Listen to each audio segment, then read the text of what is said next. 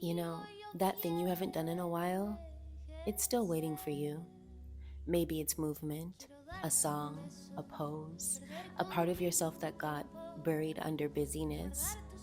But when you come back to it, even awkwardly, your brain lights up, your body remembers, and your spirit, it exhales.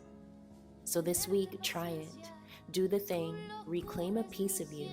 And if you're feeling bold, go upside down. Do a handstand, a headstand, whatever flips your view. Sometimes the best way forward is to shift perspective entirely. You don't need to be perfect. You just need to begin again.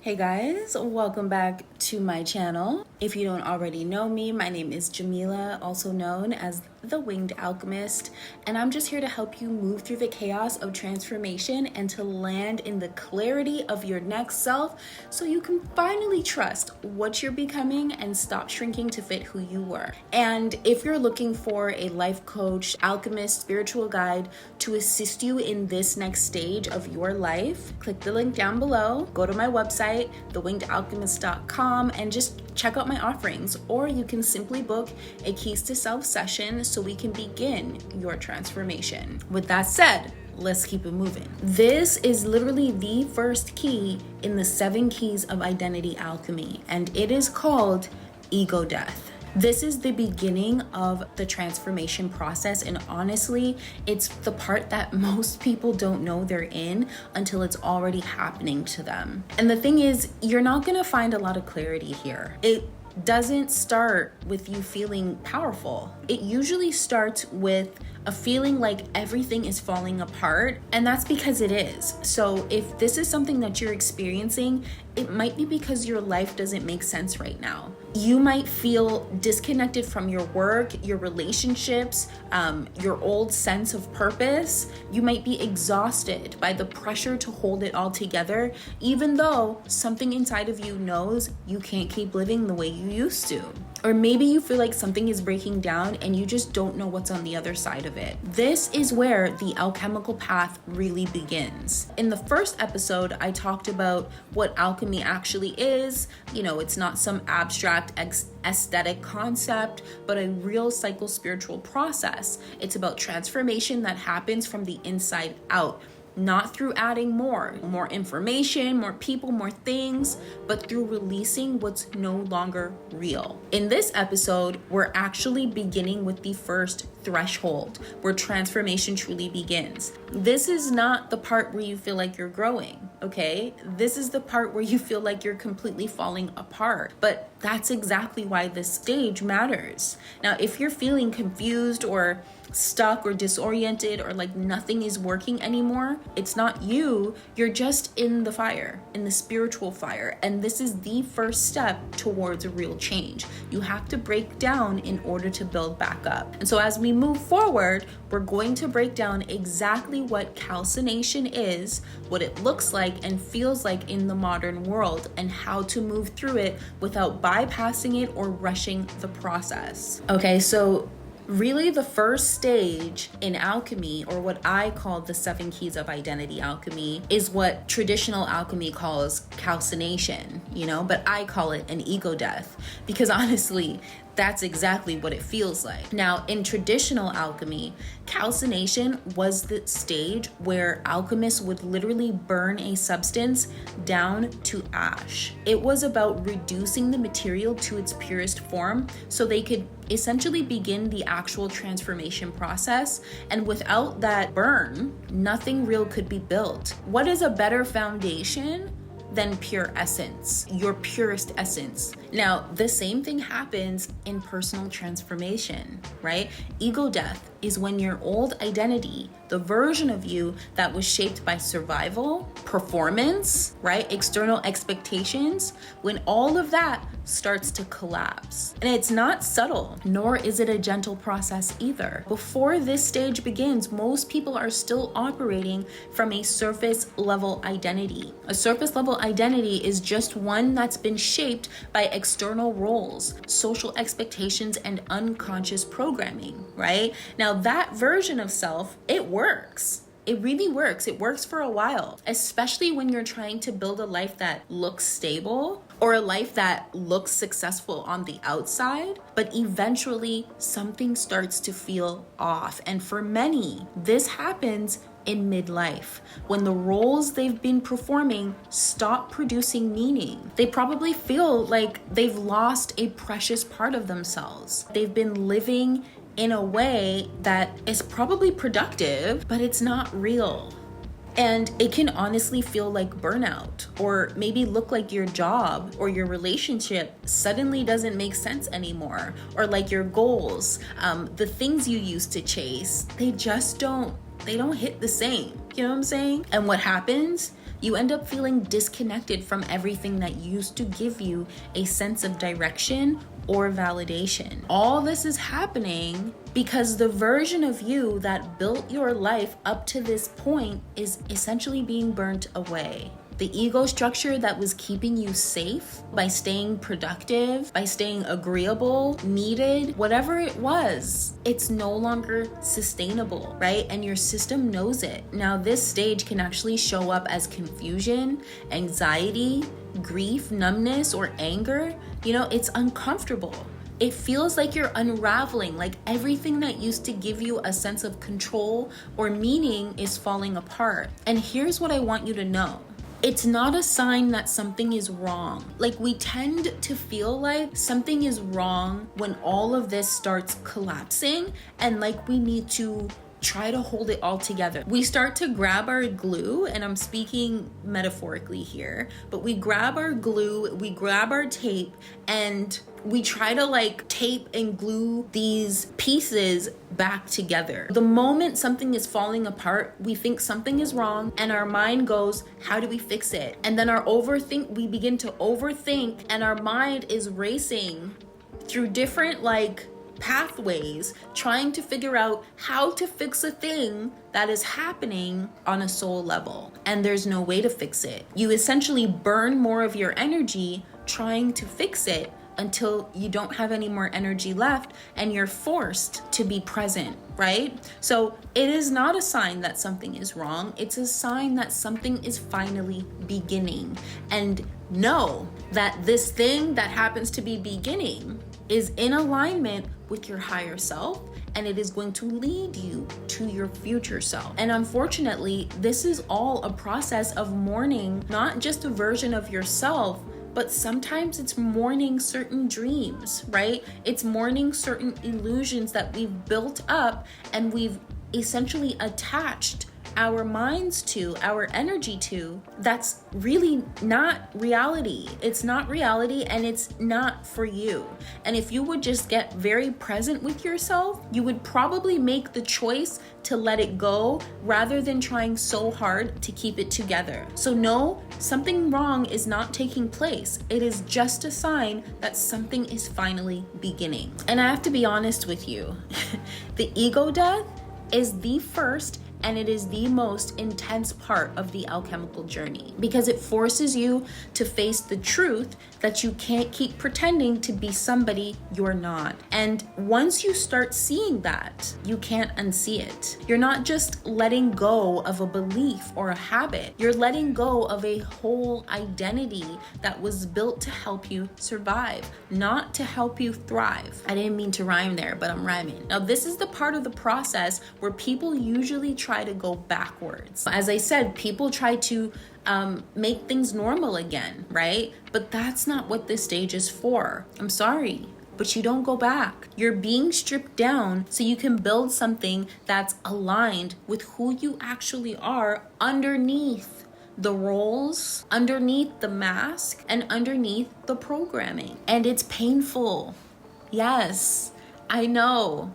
I know, and I'm gonna tell you how I know in a minute. And I'm smiling not to mock you. I'm smiling to let you know that it's okay, it's going to be okay, and that there is something on the other side, something greater than what you can ever imagine. Okay, now let's talk about what ego death, this first stage in identity alchemy, actually feels like in your real life, in the world that we're actually in right now. A lot of people are going through it right now in 2025, and most of them don't know that's what this is. They're being told that they have all these diagnoses, and then they're also placed on medication to help them through this, and not actually approaching it from a self-transformation perspective. From the outside, it might look like a breakdown. It might look like anxiety or depression, right? It might look like a breakdown.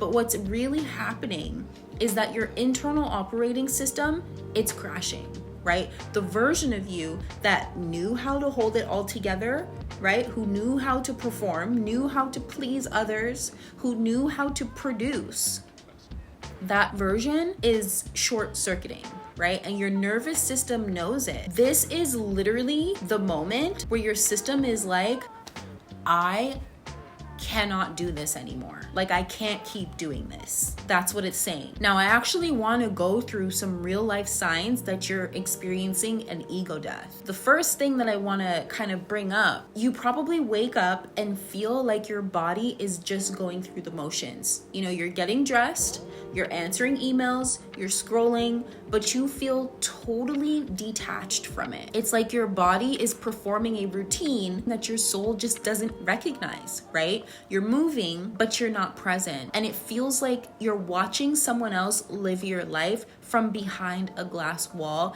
and you don't remember when that disconnection even started. Maybe you're sitting in a meeting and you think, why am I even here? You know, you used to care. It used to be about results, approval, achievement, but now everything feels hollow. The tasks, the talk, the environment, it all feels irrelevant. And the worst part of it is you can't tell if the room changed or if you just woke up inside of it. Maybe you go to post something online and suddenly you feel disgusted, you feel exposed, maybe even empty, because something about curating yourself suddenly feels repulsive. You feel like you're performing for attention that you just don't want anymore. Or maybe seeking validation from an audience that doesn't even know the real you. So you delete the draft, not because it feels inauthentic, but because you're not sure who it was even written for. This next one is a good one. Maybe you're in a conversation with someone that you've known for years, and suddenly you realize that you just don't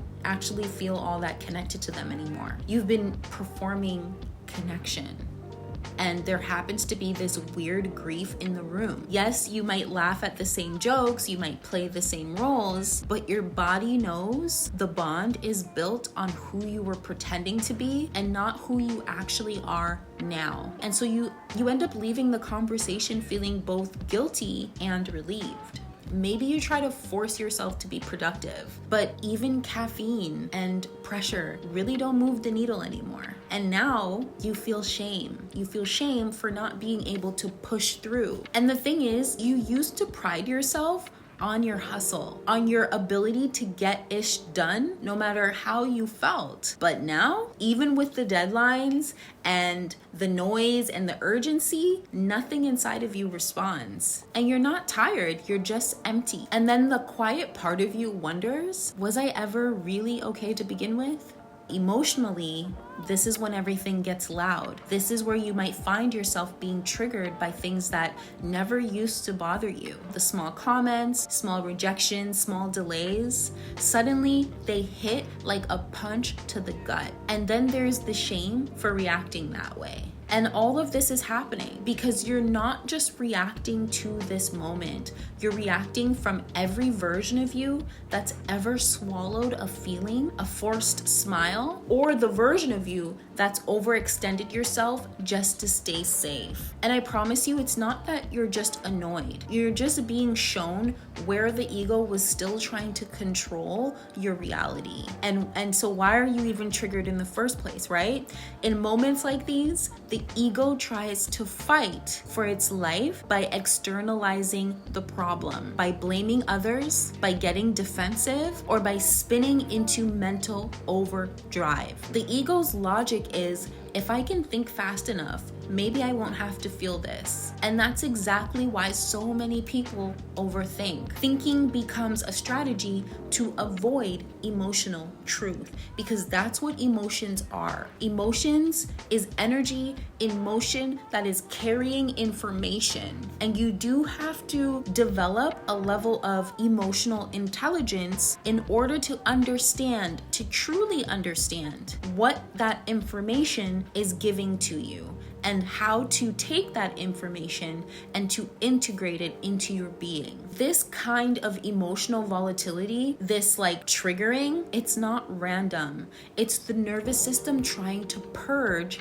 stuck responses. Stuck responses are, the freeze, the fawn, the hustle, all of that. And so I want you to understand that when you are existing in this emotional energy, it's not that you're becoming unstable. You're just finally processing what you were too busy or too scared to feel. And for some of you, instead of this like strong anger or sadness, this can show up as total numbness. And the statement becomes, I should care, but I just don't. You start looking at things that once made you feel important or useful or connected, and you essentially feel nothing. And that's the part of your identity that was built on survival starting to dissolve. And what you're left with is space. Space that hasn't been filled with your truth yet. Now, from a psycho-spiritual perspective, your ego structure, the one that knew how to manage life, knew how to manage people or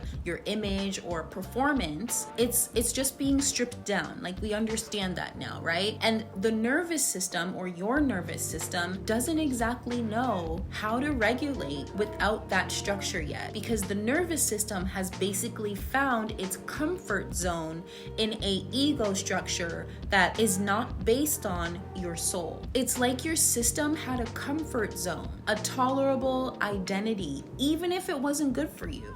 It was predictable, and now that's the identity that's burning, and your system is on high alert. This is why you might feel unsafe in ways you can't explain.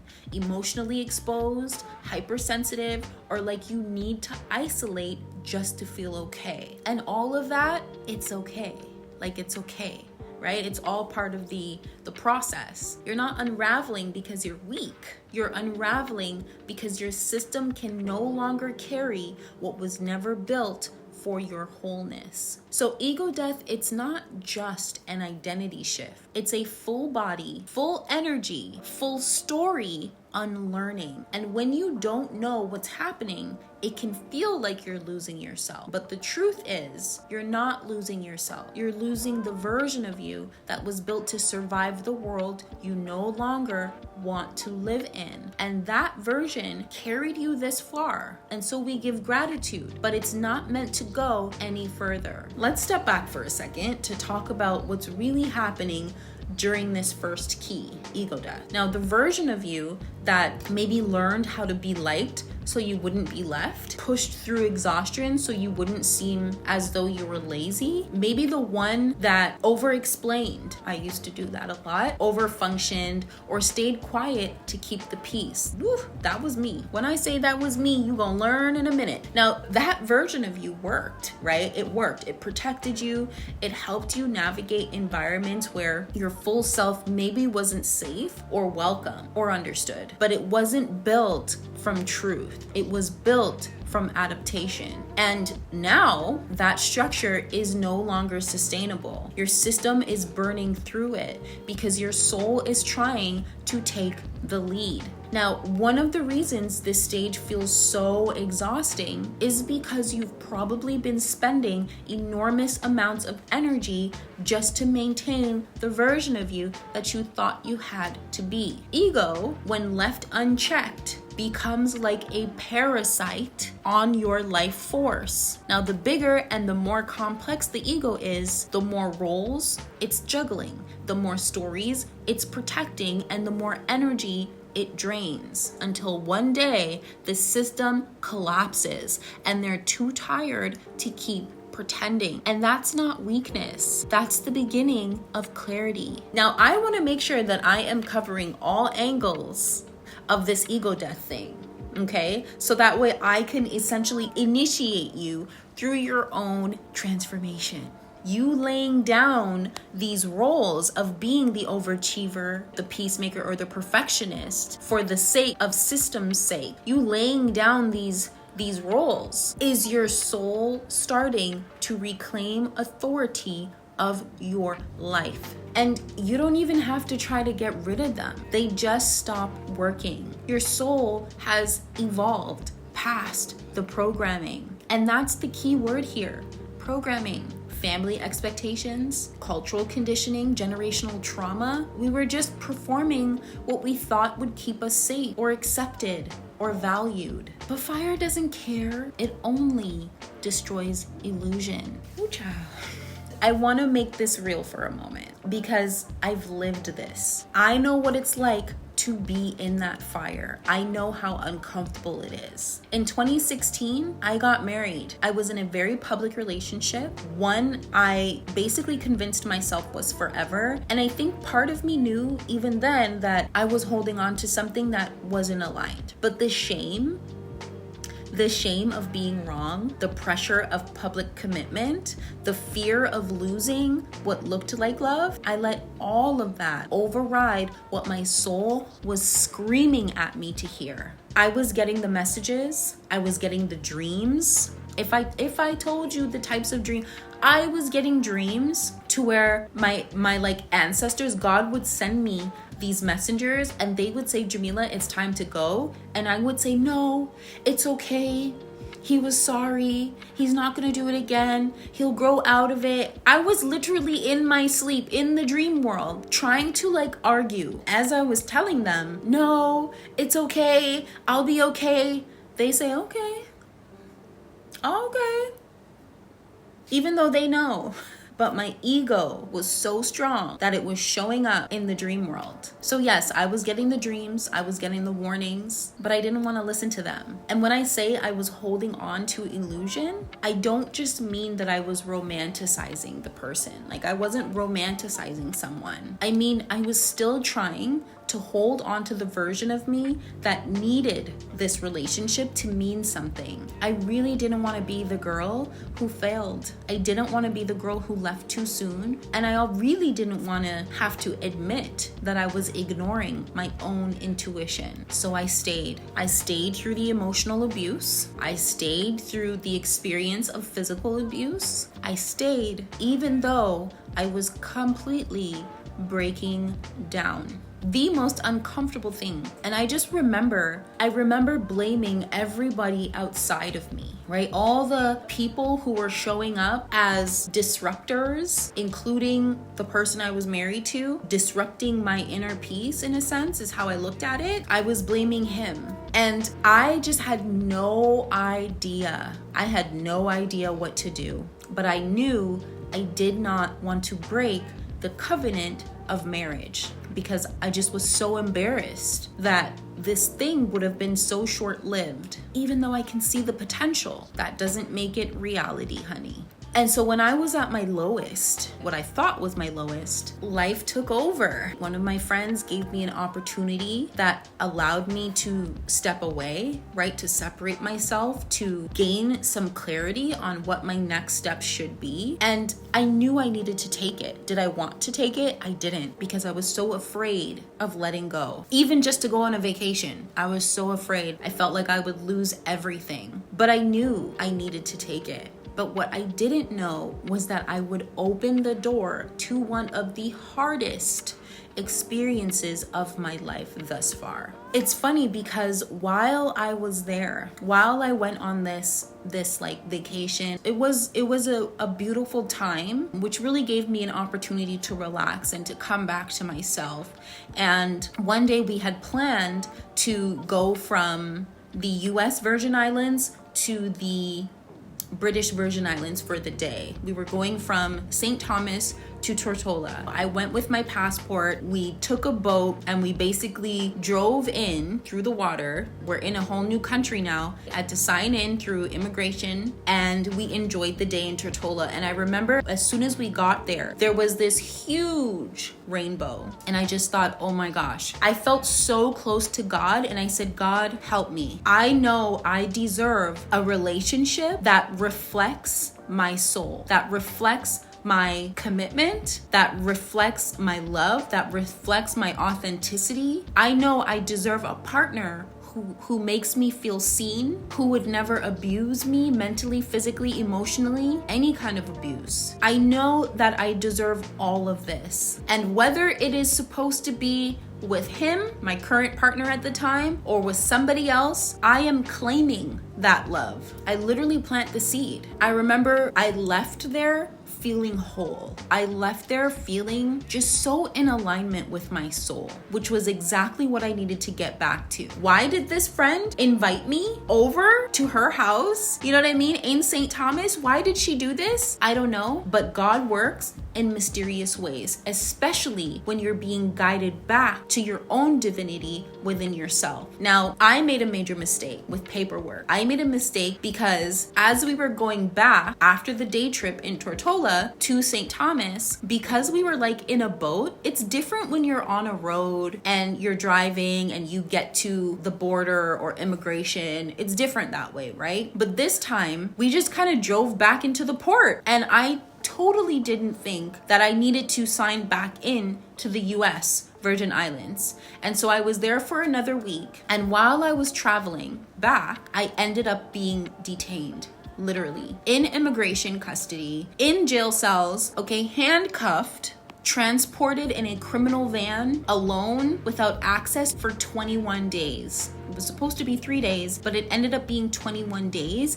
And it only ended up being 21 days because I allowed myself to sit in the fire as scared, as triggered, as irritable, as emotionally distraught as I was. Now, this was not just a physical experience. This was a spiritual experience for me. This was a massive ego death in form. Everything that I had built, the relationship, the image, the control, it all collapsed. And I was isolated. I was stripped of everything familiar, but it was there in that space that I finally met myself. I stopped performing this identity of, I belong in this relationship. Get me out of here. This is not where I belong. This is not for me. This isn't supposed to happen to me. I should only have been, you told me I would be here for 3 days. I had to lay all that down and just let myself burn because no one was gonna help me. My situation was unique, right? They just wanted to send me back to Canada. I'm Canadian, that's where I'm from.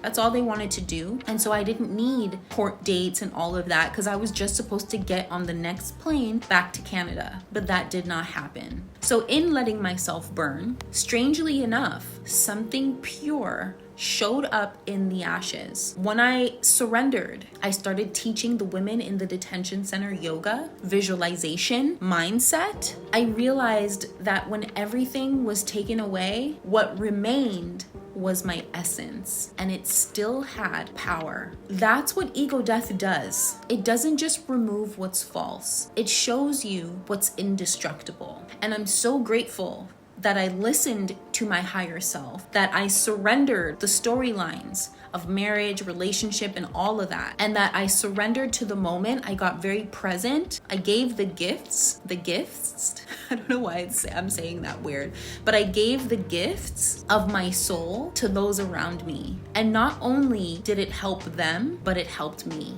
Even when I didn't want to do it, ego was like, no, I don't want to do this. But they would still come knocking and say, hey, Jamila, are you going to lead yoga this morning? And I was like, no. But then soul said, yeah, I'll be right there.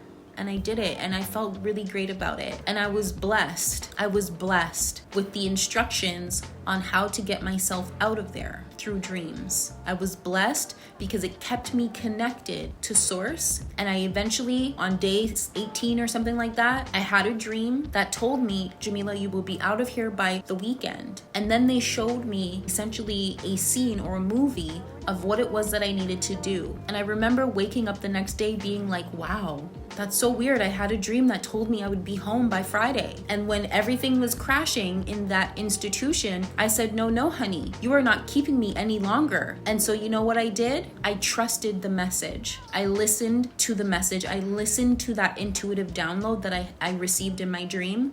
And it proved to me why I will never deny my soul ever again. Because when I did what was shown to me, I got myself out of that situation. So what's happening in your personal life, the job loss, the identity crisis, the ego collapse, it's not random. And there's another layer to this I want to name, specifically for those of you who's been doing the work for years and still feeling like everything's unraveling. This breakdown isn't just because life got hard. It's because a new consciousness is pressing into your system, and your current patterns, identity structures, and nervous system responses cannot hold it. I call this God consciousness, Christ consciousness. Others call it soul frequency. It really doesn't matter what language you use. The point is, something deeper, something more aligned with truth is trying to root itself inside of you. But it can't integrate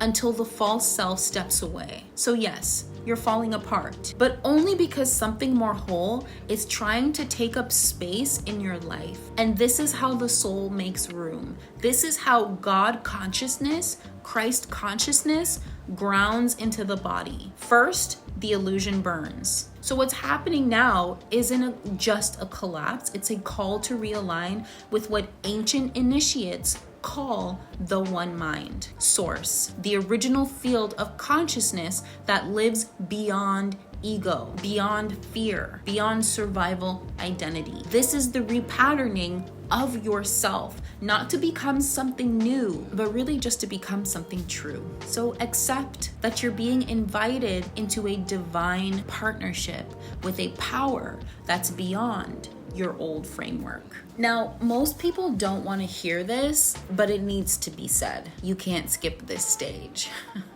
And I know that's frustrating to hear when all you want is clarity, relief, or a plan.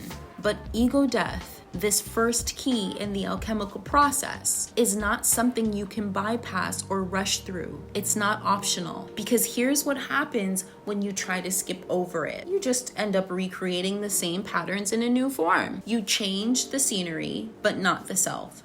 You build a new relationship, a new brand, a new plan, but it's still rooted in fear or survival. And then a few months down the line, you're burned out again. You're disconnected again in another identity crisis because you brought the false self with you into the next chapter. And this is why I say, don't rebuild while the fire is still burning, because you're not here to put your old self back together. You're here to let it go. And I get it, it's hard, but I've seen it over and over. People have a spiritual awakening, or they leave a job or a relationship and immediately try to fill the space. They start searching for their next thing, whatever that is. They create new goals, new content, new routines, but underneath it, they're still operating from the same nervous system pattern. There's this pressure to turn pain into productivity, to turn your breakdown into content. But this is not the time to capitalize on your collapse. This is the time to be honest about what's no longer sustainable, so you don't rebuild the same system with new paint. I told you guys, when I was going through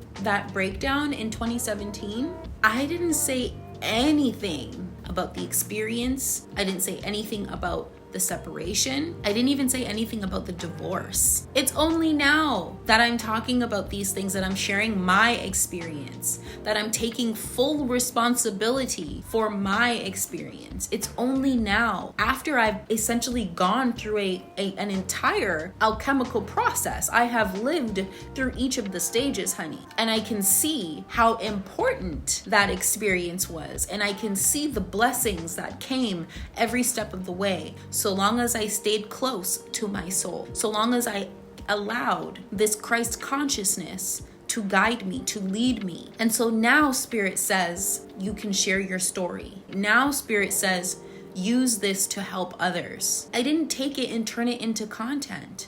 I didn't, cry and set up a camera. And no disrespect to anybody who does this, right? Because we are all on our own path. We're all on our own journey. No judgment. But I'm saying I let myself go through the fullness of this transformation before I understood that this was my ethos that I should be using as part of how I uplift and guide people back to themselves. So now I want to talk about how to actually be with the fire, how to be in the discomfort. The first thing, you stop trying to feel better and you start trying to feel honestly. That means giving yourself permission to grieve, to rage, to cry, or to do nothing.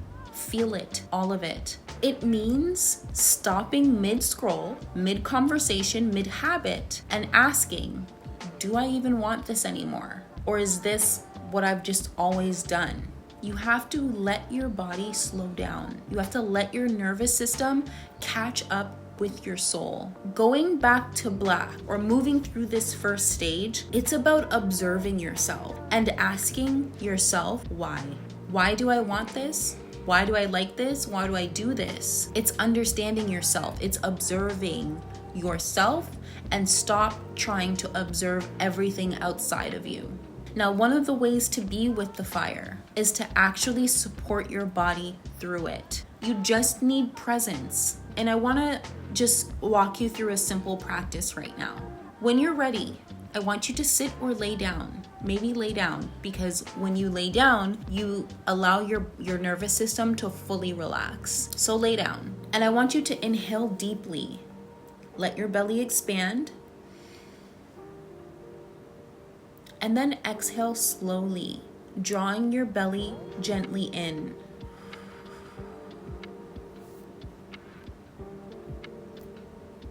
Inhale completely.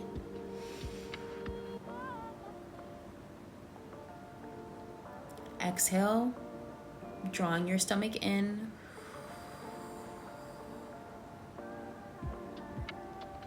Inhale.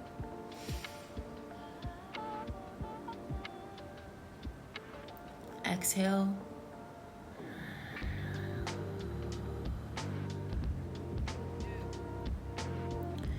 And I want you to do this for a few minutes and just keep your attention on your navel, the expanding and the reduction. Just keep your attention there. And I want you to visualize that the area is a furnace, not a place of chaos, but a place of transformation. And I want you to imagine hardened energy, old emotions, ego habits, outdated stories, all of it. Imagine it beginning to soften and dissolve and release. This is you just simply making room. You just need to rest. You just need to feel. You just need to grieve and unclench. This is where you start to make room for what's real. So now that we've talked about what this stage is, what it feels like, and why you can't skip it, let's talk about what it actually makes possible. Because yes, ego death feels like falling apart, but what it's really doing is clearing space. Now, this stage is where all the noise, the habits, the roles, the programming that once ran your life, it starts to dissolve. And when you stop performing, stop pushing, stop pretending, you can finally hear your soul again. You may not get the clarity right away. You may not get a 5-step plan or some magical insight, but what you do get is space, right? And in that space, truth begins to emerge. Not in these like big dramatic moments, but in quiet shifts. You feel yourself drawn to different things.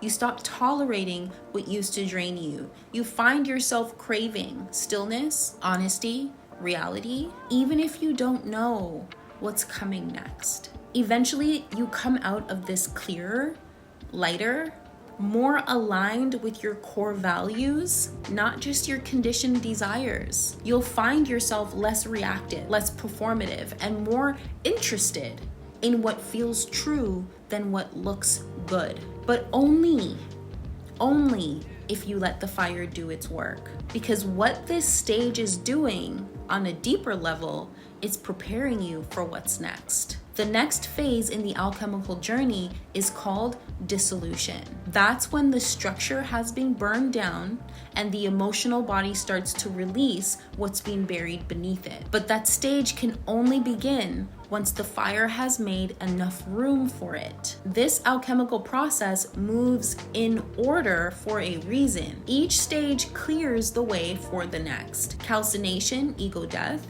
is just the beginning.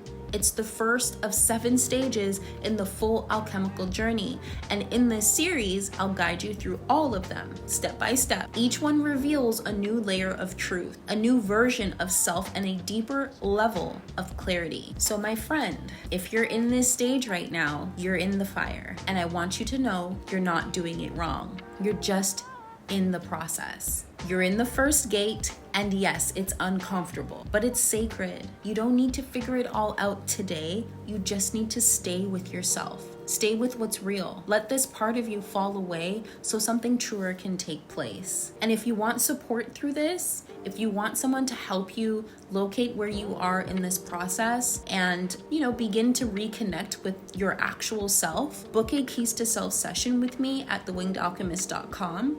This is where we begin the work of stripping away what isn't you so you can essentially reconnect with what is. And if this episode spoke to you, please like the video, share it with someone who you think might be in the fire too, and subscribe so you don't miss the next stage in the process. Before you go, I want to leave you with 3 journaling prompts to help you stay with this process. The first one, what parts of me are falling apart right now? Not just circumstances, but beliefs, roles, relationships, patterns, and so forth. 2, what have I outgrown, but I'm still clinging to out of fear? 3, what survival identity have I been performing to feel safe or accepted, i.e. caretaker, achiever, healer, rebel, you know what I mean. And one last thing, I invite you to choose one let go act today. Something small but intentional. Delete a folder or file that holds old energy, burn an object or note, say no to a role or obligation you've outgrown, or cancel something that drains you. Even one act of release tells your system, I'm ready to stop carrying what's not mine. Now, you don't need to rush the process, but you can begin honoring it. So, I'll meet you in the next episode. Until then, let the fire burn.